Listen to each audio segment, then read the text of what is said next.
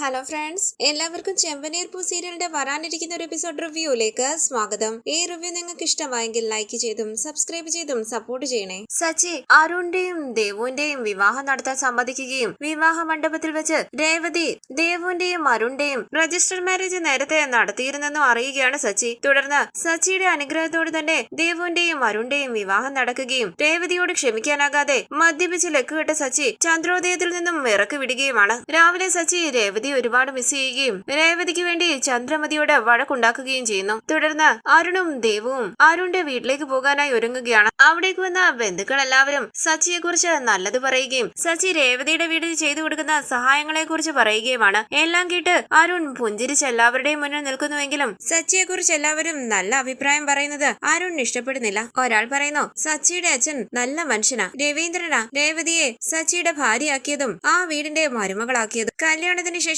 സച്ചി ഈ വീട് നന്നായി നോക്കി രേവതിക്ക് നല്ലൊരു ഭർത്താവായി ജീവിക്കുന്നു. തുടക്കത്തിൽ ഞങ്ങൾ സച്ചിയെ തെറ്റിദ്ധരിച്ചിട്ടുണ്ട്, പക്ഷേ സച്ചി ഈ കുടുംബത്തിന് വേണ്ടി ഒരുപാട് നല്ലത് ചെയ്തിട്ടുണ്ട്. ഒരു ചേച്ചി പറയുകയാണ്, അതെ, ഈ വീടിന് വേണ്ടി മാത്രമല്ല, സച്ചി എല്ലാവർക്കും നല്ലത് വരണമെന്ന് ആഗ്രഹിക്കുന്ന ആളാ. ഞങ്ങൾക്ക് എല്ലാവർക്കും പ്രിയപ്പെട്ടവനാ സച്ചി. കല്യാണത്തിന് മുമ്പ് സച്ചിയും അരുണും തമ്മിൽ ചില പ്രശ്നങ്ങളൊക്കെ ഉണ്ടെന്ന് ഞങ്ങൾ അറിഞ്ഞു. അരുണും സച്ചിയെ പോലെ ഈ കുടുംബത്തിന് നല്ലൊരു മരുമകനായിരിക്കണം. സച്ചി രേവതിയെ നന്നായാ നോക്കുന്നത്, അതേപോലെ അരുണും ദേവുവിനെ നന്നായി നോക്കണം. ഈ കുടുംബത്തിന്റെ രണ്ടു തൂണായിരിക്കണം അരുണും സച്ചിയും. എന്ത് ചെയ്യണമെങ്കിലും സച്ചിയോട് ചോദിക്കണം. ഇതെല്ലാം കേട്ട് ദേഷ്യത്തോടു കൂടി അരുൺ പറയണ, ദേവു അവിടെ അമ്മ കാത്തിരിക്കുകയായിരിക്കും, നമുക്ക് ഇറങ്ങിയാലോ? ശരി, ഞാൻ ഇപ്പൊ വരാന്ന് പറഞ്ഞ ദേവു അകത്തേക്ക് പോവുകയാണ്. ഞങ്ങൾ ഇറങ്ങട്ടെ എന്ന് പറഞ്ഞ് എല്ലാവരും അവിടെ നിന്ന് പോകുന്നു. തുടർന്ന് ദേവുവിന്റെ അരികിലേക്ക് വന്ന രേവതി ചോദിക്കുന്നു, ദേവു അരുൺ നിന്നോട് ദേഷ്യപ്പെട്ടൊന്നും ഇല്ലല്ലോ? അപ്പൊ ദേവു പറയണ, ഇല്ല ചേച്ചി, അരുണേട്ടിന് ഒരു ദേഷ്യവും ഇല്ല. ഇത് കേട്ട് രേവതി പറയുകയാണ്, ദേവു നീ ആഗ്രഹിച്ചതുപോലെയുള്ള വിവാഹം നടന്നു, ഇനി സന്തോഷമായിട്ട് ജീവിക്കണം. വിട്ടുകൊടുത്തും അഡ്ജസ്റ്റ് ചെയ്തും ഒക്കെ വേണം ജീവിക്കാൻ. അതേസമയം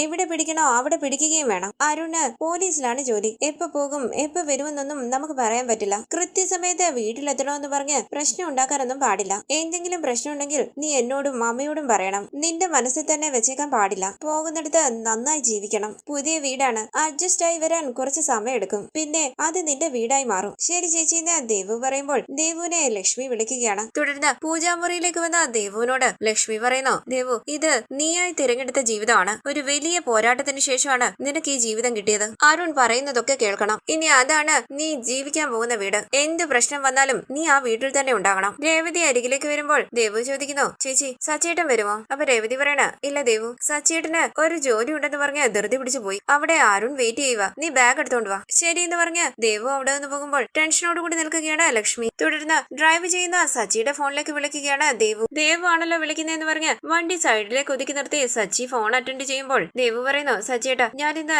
അരുണേട്ടന്റെ വീട്ടിലേക്ക് പോകുക. ഇത് കേട്ട് സച്ചി ചോദിക്കുന്നു, അങ്ങനെയാണോ? നല്ല കാര്യം, സന്തോഷമായിട്ട് പോയിട്ട് വാ. അപ്പൊ ദേവു പറയുന്നു, സച്ചിയേട്ടനെ കണ്ട് അനുഗ്രഹം വാങ്ങിച്ചിട്ട് പോകാന്ന് കരുതി. അപ്പൊ സച്ചി പറയണ, അത് എനിക്കൊരു ഓട്ടം ഉണ്ട്, ഞാൻ വന്നില്ലെങ്കിൽ എന്താ, എന്റെ അനുഗ്രഹം നിനക്ക് എപ്പോഴും ഉണ്ട്. ദേവു ചോദിക്കുന്നു, സച്ചിയേട്ടൻ എന്നോട് ദേഷ്യമൊന്നും ഇല്ലല്ലോ? അപ്പൊ സച്ചി പറയണ, എനിക്ക് നിന്നോട് ദേഷ്യമൊന്നുമില്ല, അതോർത്ത് നീ വിഷമിക്കണ്ട. പിന്നെ അവിടെ ഉള്ളവരെല്ലാവരും നിന്നെ ഉപദേശിക്കും, ഭർത്താവിനെ അനുസരിച്ച് ജീവിക്കണമെന്ന്. അതൊന്നും നീ കേൾക്കണ്ട. ഭർത്താവിനെ എതിർത്ത് സംസാരിക്കരുത്, എല്ലാം അഡ്ജസ്റ്റ് ചെയ്ത് ജീവിക്കണം, ഇങ്ങനെയൊക്കെ പറയും. ഇക്കാലത്ത് അതൊന്നും ശരിയാകില്ല. ഭർത്താവിനോട് സ്നേഹത്തോടും ബഹുമാനത്തോടും കൂടിയൊക്കെ പെരുമാറണം, അതൊക്കെ ശരിയാ. പക്ഷേ ഭർത്താവ് എന്ത് തെറ്റ് ചെയ്താലും ക്ഷമിക്കണമെന്നില്ല. നിന്റെ രേവതി ചേച്ചി എങ്ങനെയാണെന്ന് അറിയാലോ? ഞാൻ എന്തെങ്കിലും തെറ്റ് ചെയ്താൽ ആദ്യം വന്ന് എന്നെ ചോദ്യം ചെയ്യുന്നത് അവളാ. നീയോ അങ്ങനെ തന്നെ ആയിരിക്കണം. എന്റെ അമ്മ പോലും രേവതിയെ വഴക്ക് പറഞ്ഞുകൊണ്ടേയിരിക്കും, നിനക്കത് അറിയാലോ? അമ്മയോടുള്ള ബഹുമാനം കാരണം അവള് മിണ്ടാതിരിക്കും, പക്ഷേ അവളുടെ ആത്മാഭിമാനത്തെ തൊട്ട് കളിച്ചാൽ നല്ല മറുപടി കൊടുക്കും. നീയോ അതുപോലെ തന്നെ ആയിരിക്കണം ദേവു, മനസ്സിലായോ? മനസ്സിലായി സച്ചിയേട്ടാന്ന് ദേവു പറയുമ്പോൾ സച്ചി പറയണ, ഒരു പ്രശ്നം ഉണ്ടായാൽ മിണ്ടാതിരിക്കരുത്. ഭർത്താവിന്റെയും ഭാര്യയുടെ ഇടയിൽ വഴക്കുണ്ടാകുന്നതൊക്കെ സാധാരണയാ. അതുകൊണ്ട് നീ നിന്റെ ആത്മാഭിമാനം അടിയറ വെക്കേണ്ട കാര്യമൊന്നുമില്ല. എവിടെ എങ്ങനെ പ്രതികരിക്കണോ അങ്ങനെ പ്രതികരിക്കണം. ഞാൻ പറഞ്ഞത് നിനക്ക് മനസ്സിലായല്ലോ? അപ്പൊ ദേവു പറയണ, മനസ്സിലായി സച്ചിയേട്ടാ. ഇത് കേട്ട് സച്ചി പറയുന്നു, നീ ഒന്നുകൊണ്ടും പേടിക്കണ്ട, ധൈര്യമായിട്ടിരിക്കണം, സന്തോഷമായിട്ടിരിക്കണം. ഇത് കേട്ട് കണ്ണു നിറഞ്ഞ ദേവു പറയുന്നു, ശരി സച്ചിയേട്ടാ, ഞാൻ സച്ചിയേട്ടൻ അറിയാതെ രജിസ്റ്റർ മാരേജ് ചെയ്തത് തെറ്റായി പോയി, എന്നോട് ക്ഷമിക്കണം. രേവതി ചേച്ചിയുടെ ഭാഗത്ത് ഒരു തെറ്റുമില്ല, എനിക്ക് വേണ്ടിയാ ചേച്ചി വന്നത്. സച്ചിയേട്ടൻ ചേച്ചിയോട് ദേഷ്യപ്പെടല്ലേ, ഞാൻ കാരണം നിങ്ങളുടെ സന്തോഷം ഇല്ലാതാകരുത്. അപ്പൊ സച്ചി പറയണ, അതൊന്നും ഇല്ല ദേവു, അതോർത്ത് നീ വിഷമിക്കണ്ട, പറഞ്ഞത് മറക്കണ്ട, നീ സന്തോഷമായിട്ട് ജീവിക്കണം, പോയിട്ട് വാ. ശരി സച്ചിയേട്ടാ എന്ന് പറഞ്ഞ് ദേവു കോള് കട്ട് ചെയ്യുകയാണ്. തുടർന്ന് ലക്ഷ്മി അരുണിനോട് പറയുന്നു, മോനെ ദേവു ഞങ്ങളെ പിരിഞ്ഞ് ജീവിച്ചിട്ടില്ല, അവൾ അറിയാതെ എന്തെങ്കിലും തെറ്റ് ചെയ്താൽ മോൻ അത് പറഞ്ഞു കൊടുക്കണം. ഇത് കേട്ട് അരുൺ പറയുന്നു, ആന്റി ടെൻഷൻ ആകണ്ട, ഞാൻ ദേവുവിനെ നന്നായി നോക്കിക്കോളാം. ദേവു പറയുന്നു, ശരി ചേച്ചി, ഞാൻ ഇറങ്ങട്ടെ. ഇറങ്ങട്ടെ. ശരത്തിന്റെ അരികിലേക്ക് വന്ന ദേവു പറയണ, ശരത്തെ ഞാൻ ഇറങ്ങുവാ. ശരത്തെ ചോദിക്കുന്നു, എന്താ വീട് വിട്ടു പോകുമ്പോൾ കരയാൻ വല്ല ഉദ്ദേശമുണ്ടോ? ദേവു പറയണ, ഞാനെന്തിനാ അങ്ങനെ ചെയ്യുന്നേ? ഞാൻ കരയത്തൊന്നുമില്ല. ശരത്ത് പറയണ, പിന്നെന്താ കണ്ണ് കലങ്ങിയിരിക്കുന്നേ? ദേവു കരഞ്ഞുകൊണ്ട് ലക്ഷ്മിയെ കെട്ടിപ്പിടിക്കുകയാണ്. കരയാതെ മോളെന്ന് പറഞ്ഞ് ലക്ഷ്മി ദേവുവിനെ ആശ്വസിപ്പിക്കുന്നു. രേവതിയുടെ അരികിലേക്ക് വന്ന് ദേവു കെട്ടിപ്പിടിക്കുമ്പോൾ കണ്ണീര് തുടച്ച് രേവതി പറയുന്നു, നീ വിഷമിക്കണ്ട, ഞങ്ങൾ എല്ലാവരും നിന്റെ കൂടെ ഉണ്ട്. സമയം പോകുന്നു, നിങ്ങൾ ഇറങ്ങാൻ നോക്ക്. അച്ഛന്റെ ഫോട്ടോയുടെ മുന്നിൽ പ്രാർത്ഥിച്ച് അരുൺ ദേവുവിനെയും കൂട്ടി അവിടെ നിന്ന് പോവുകയാണ്. തുടർന്ന് സച്ചി ടാക്സി സ്റ്റാൻഡിലേക്ക് വരുമ്പോൾ ഫ്രണ്ട്സ് എല്ലാവരും അരികിലേക്ക് വരികയും കാര്യം അന്വേഷിക്കുകയുമാണ്. സച്ചി പറയണ, രേവതി വീട്ടിലില്ല, അതുകൊണ്ട് എന്തോ ഒരു വിഷമം. ഇത് കേട്ട് ഫ്രണ്ട്സിൽ ഒരാൾ പറയുകയാണ്, പണ്ടൊക്കെ കല്യാണം കഴിഞ്ഞാൽ ജീവിതം വെറുത്തു പോകുമെന്ന് പറയായിരുന്നു. ഇപ്പം ഭാര്യ ഒരു ദിവസം വീട്ടിലില്ലെങ്കിൽ ജീവിതം വെറുത്തു പോയി തുടങ്ങിയല്ലേ? അപ്പൊ സച്ചി പറയണ, എന്ത് ചെയ്യാനാ, കല്യാണം കഴിക്കാതിരുന്നാ മതിയായിരുന്നു. ഭാര്യയായിട്ട് ഒരുത്തി വന്നതിന് ശേഷം എന്റെ ജീവിതം ആകെ മാറിപ്പോയി. പെട്ടെന്ന് അവള് ദേഷ്യപ്പെട്ട് ഇറങ്ങിപ്പോയപ്പോൾ ഫ്യൂസ് പോയതുപോലെയായി. ഇത് കേട്ട് ഫ്രണ്ട്സിൽ ഒരാൾ പറയുന്നു, നിന്റെ ഭാര്യ നിന്നോട് ദേഷ്യപ്പെട്ടു പോയതല്ലോ, നീ ഇറക്കി വിട്ടതല്ലേ? അപ്പൊ സച്ചി പറയണ, ഞാൻ അങ്ങനെ പറഞ്ഞത്, പക്ഷേ ഞാൻ എപ്പോഴും അവളോട് സംസാരിക്കുമായിരുന്നു. വീട്ടിലുണ്ടെങ്കിലും പുറത്തു വന്നാലും എല്ലാം ഞാൻ അവളെ വിളിച്ച് സംസാരിക്കും. ഇന്നലെ ഞാൻ വീട്ടിൽ ചെന്നപ്പോൾ രേവതി അവിടെയില്ല. ടേബിളിൽ ഭക്ഷണം ഇരിപ്പുണ്ട്, പക്ഷെ എടുത്തു തരാൻ ആരുമില്ല. അടുത്തിരുന്ന് സംസാരിക്കാനും ആരുമില്ല. ഇത് കേട്ട് ഫ്രണ്ട്സ് എല്ലാവരും ചിരിക്കുമ്പോൾ ദേഷ്യത്തോടുകൂടി സച്ചി ചോദിക്കുന്നു, എന്റെ വിഷമം ഞാൻ നിങ്ങളോട് പറയുമ്പോൾ നിങ്ങൾ ചിരിക്കുകയാണോ? അപ്പൊ ഒരാൾ പറയുന്നു, സച്ചി, ഈ വിഷമം നീ തന്നെ ഉണ്ടാക്കിയതാ. നിന്റെ ഭാര്യ നിന്റെ കൂടെ ഇല്ലെങ്കിൽ നിന്റെ ജീവിതം എങ്ങനെയാകുമെന്ന് ഇപ്പൊ നിനക്ക് മനസ്സിലായില്ലേ? നീ എന്തിനാ ഇറക്കി വിട്ടത്? മറ്റൊരാൾ പറയുന്നു, അവൻ ഇറക്കി വിട്ടതല്ലോ, അവൻ കുടിച്ച കള്ളല്ല ഇറക്കി വിട്ടെ. ഇങ്ങനെ വിഷമിക്കാതെ രേവതിയോട് വീട്ടിലേക്ക് വരാൻ പറ. ഇത് കേട്ട് സച്ചി പറയുകയാണ്, അതൊന്നും വേണ്ട, പോകാൻ പറഞ്ഞാൽ ഉടനെ പോകുമോ? അവളായിട്ട് വരുന്നെങ്കിൽ വരട്ടെ, ഇതിനൊന്നും ഒരു കുറവുമില്ല, വാ കഴിക്കാം, വാടാ എന്ന് പറഞ്ഞ ഫ്രണ്ട്സ് വിളിക്കുമ്പോൾ സച്ചി പറയട, ഹോട്ടൽ ഭക്ഷണം കഴിക്കാൻ തോന്നുന്നില്ല, വീട്ടിൽ നിന്ന് കഴിച്ചങ്ങ് ശീലിച്ചു പോയി. അപ്പൊ ഫ്രണ്ട് പറയുന്നു, ഹോട്ടലിലൊന്നും പോകണ്ട, നമുക്ക് വീട്ടിൽ നിന്നുള്ള ഭക്ഷണോ? എന്താടാ വീട്ടിൽ നിന്ന് എടുത്തോണ്ട് വന്നോന്ന് ഫ്രണ്ട്സ് ചോദിക്കുമ്പോൾ ഒരാൾ ഭക്ഷണം എടുത്തു വെക്കുകയാണ്. സച്ചി ചോദിക്കുന്നു, നീ എനിക്കും കൂടി ഇവിടെ കൊണ്ടുവന്നോ? എന്തിനാ വീട്ടുകാരെ ബുദ്ധിമുട്ടിച്ചത്? അപ്പൊ അവർ പറയണ, ഈ ഭക്ഷണം നിന്റെ അമ്മായിയമ്മയുടെ വീട്ടിൽ നിന്ന് വന്നാ. നിങ്ങൾ എന്താ ഈ പറയുന്നതെന്ന് സച്ചി ചോദിക്കുമ്പോൾ രേവതി കുറച്ചു മുമ്പേ ഇവിടെ വന്നായിരുന്നു, നീ കഴിക്കാതെ ഇരിക്കുമെന്ന് പറഞ്ഞ് ഭക്ഷണം തന്നിട്ടാ പോയത്. അപ്പൊ സച്ചി പറയണ, അവള് കൊണ്ടു തന്നില്ലെങ്കിൽ ഞാൻ ഒന്നും കഴിക്കാതിരിക്കുവോ? എനിക്ക് വേണ്ട. ഇത് കേട്ട് ഫ്രണ്ട്സ് പറയണ, നീ വലിയ ആളാകാനൊന്നും നോക്കണ്ട, ഇപ്പോഴല്ലേ നീ പറഞ്ഞത് ഭാര്യ കൂടെ ഇല്ലെങ്കിൽ ജീവിതം വെറുത്തു പോകുമെന്ന്. പാവ സിസ്റ്ററിനും അങ്ങനെ ആയിരിക്കുമല്ലോ, നിന്നെ കാണാതെ വിഷമിക്കുന്നുണ്ടായിരിക്കും. നീ ഭക്ഷണം കഴിക്കാതെ ഇരിക്കുമെന്ന് അറിയാവുന്നത് കൊണ്ടാ നിനക്ക് ഭക്ഷണം കൊണ്ടു തന്നത്. ഞങ്ങൾ എല്ലാവരും കഴിച്ചു, നീ കഴിക്കുക, നീ ഇവിടെ ഇരുന്ന് കഴിക്കെന്ന് പറഞ്ഞ് ഫ്രണ്ട്സ് അവിടെ നിന്ന് പോകുമ്പോൾ സച്ചി രേവതി കൊണ്ടുവന്ന ഭക്ഷണം എടുത്ത് പടപ്പിച്ചു നോക്കി സന്തോഷത്തോടു കൂടി അത് കഴിക്കുകയാണ്. പെട്ടെന്ന് സച്ചിക്ക് തോന്നുകയാണ് തന്റെ അരികിൽ രേവതി ഇരിക്കുന്നുണ്ടെന്ന്. തുടർന്ന്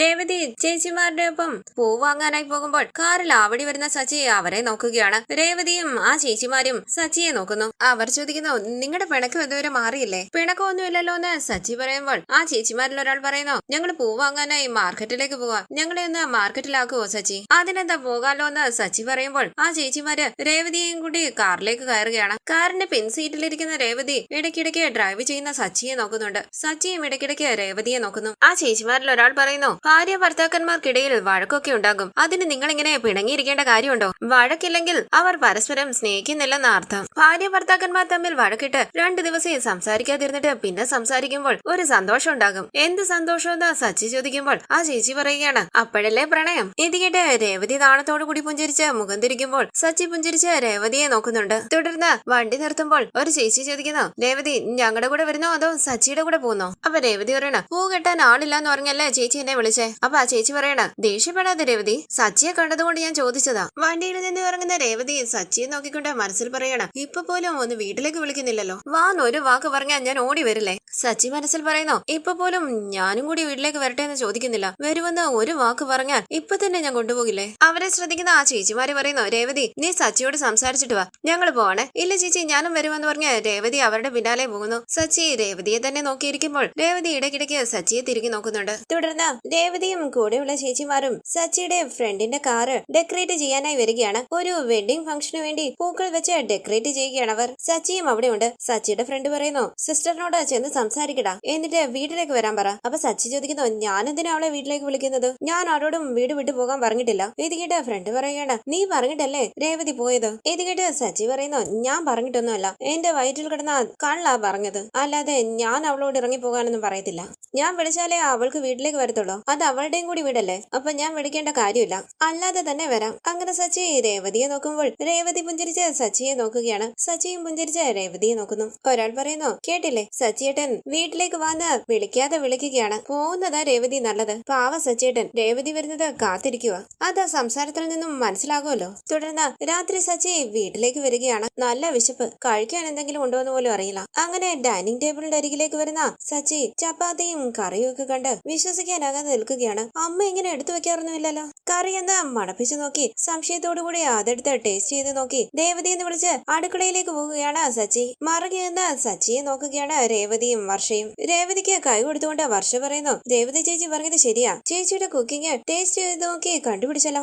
സച്ചിയേട്ടനെ കുറിച്ച് എനിക്കറിയില്ലെന്ന് രേവതി പറയുമ്പോൾ സച്ചി വീണ്ടും ഉറക്കെ രേവതി എന്ന് വിളിക്കുകയാണ്. ദാ വരുന്നു എന്ന് പറഞ്ഞ രേവതി ഡൈനിങ് ടേബിളിന്റെ അരികിലേക്ക് പോകാനായി തുടങ്ങുമ്പോൾ കയ്യിൽ പിടിച്ച് തടങ്ങിയോട് വർഷ ചോദിക്കുകയാണ്, എവിടെ പോവാ? വീട് വിട്ട് പോകാൻ പറഞ്ഞതല്ലേ, കുറച്ചുനേരം അന്വേഷിച്ച് നടക്കട്ടെ. അപ്പൊ രേവതി പറയണ, ഇല്ല വർഷേ, പാവം എന്നെ അന്വേഷിക്കുന്നു, എന്നെ വിടെന്ന് പറഞ്ഞ് രേവതി സച്ചിയുടെ അരികിലേക്ക് ഓടി പോവുകയാണ്. രേവതി എന്ന് വിളിച്ച അവിടേക്ക് വരുന്ന സച്ചി രേവതിയെ കണ്ട് വിശ്വസിക്കാനാകാതെ നിൽക്കുന്നു. രേവതിയും സച്ചിയെ തന്നെ നോക്കി നിൽക്കുകയാണ്. അവിടേക്ക് വന്ന വർഷ ചോദിക്കുകയാണ്, എന്താ രണ്ടുപേരും സ്വയം മറന്ന് നിൽക്കുകയാണല്ലോ? മിസ്റ്റർ സച്ചി, ഭാര്യയോട് ഇത്രയ്ക്ക് സ്നേഹം ഉണ്ടെങ്കിൽ പിന്നെ എന്തിനാ വഴക്കുണ്ടാക്കുന്നത്? പാവം രേവതി ചേച്ചി. സച്ചിയേട്ടൻ വഴക്ക് പറഞ്ഞപ്പോൾ എന്തോരം വിഷമമായി കാണും. ഞാൻ സച്ചിയേട്ടനൊരു ടെസ്റ്റ് വെച്ചതാ, രേവതി ചേച്ചി ഉണ്ടാക്കിയ ഭക്ഷണം സച്ചിയേട്ടൻ മനസ്സിലാക്കുമോന്നറിയാൻ. അപ്പൊ രേവതി ചേച്ചി പറഞ്ഞു സച്ചിയേട്ടൻ അത് കണ്ടുപിടിച്ചിരിക്കുമെന്ന്. അതേപോലെ ടേസ്റ്റ് ചെയ്ത് ഉടനെ രേവതി ചേച്ചി ഉണ്ടാക്കിയതാണെന്ന് മനസ്സിലായല്ലോ. അത്രയ്ക്ക് സ്നേഹമില്ലേ നിങ്ങൾ തമ്മിൽ? സച്ചിയേട്ടൻ ഇരിക്ക്, കഴിക്കുന്ന രേവതി പറയുമ്പോൾ പുഞ്ചിരിച്ച് അവിടേക്ക് ഇരിക്കുകയാണ് സച്ചി. രേവതി ഭക്ഷണം എടുത്തു കൊടുക്കുമ്പോൾ സച്ചി ചോദിക്കുന്നു, ഇപ്പോഴാണോ വഴി മനസ്സിലായേ? വഴിയൊക്കെ അറിയായിരുന്നു എന്ന് രേവതി പറയുമ്പോൾ സച്ചി ചോദിക്കണം, കുറച്ചുകൂടി നേരത്തെ വന്നുകൂടായിരുന്നു? അപ്പൊ രേവതി പറയണ, വിളിച്ചാലല്ലേ വരാൻ പറ്റൂ, നീ എന്തിനാ പോയതെന്ന് സച്ചി ചോദിക്കുമ്പോൾ രേവതി പറയണ, ഞാനായിട്ട് പോയതല്ലോ, എന്നെ ഇറക്കി വിട്ടതല്ലേ,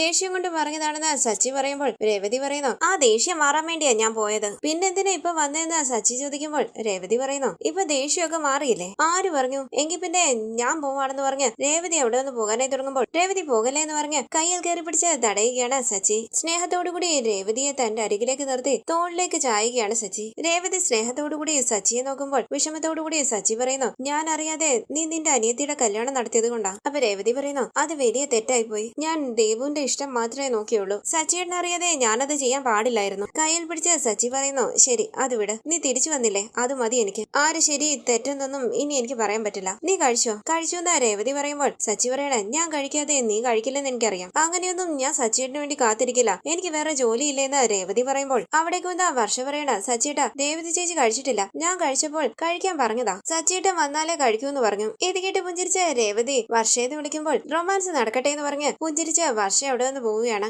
സച്ചി സ്നേഹത്തോടുകൂടി രേവതിയുടെ കയ്യിൽ പിടിച്ച് തന്റെ അരികിലേക്ക് ഇരുത്തി ഭക്ഷണം എടുത്തു കൊടുക്കുകയാണ്. അവർ സ്നേഹത്തോടുകൂടി ഭക്ഷണം അങ്ങോട്ടും ഇങ്ങോട്ടും വാരി കൊടുക്കുകയാണ്. ഈ സീരിയലിന്റെ കൂടുതൽ വീഡിയോസിനായി ചാനൽ സബ്സ്ക്രൈബ് ചെയ്ത് സപ്പോർട്ട് ചെയ്യണേ. താങ്ക്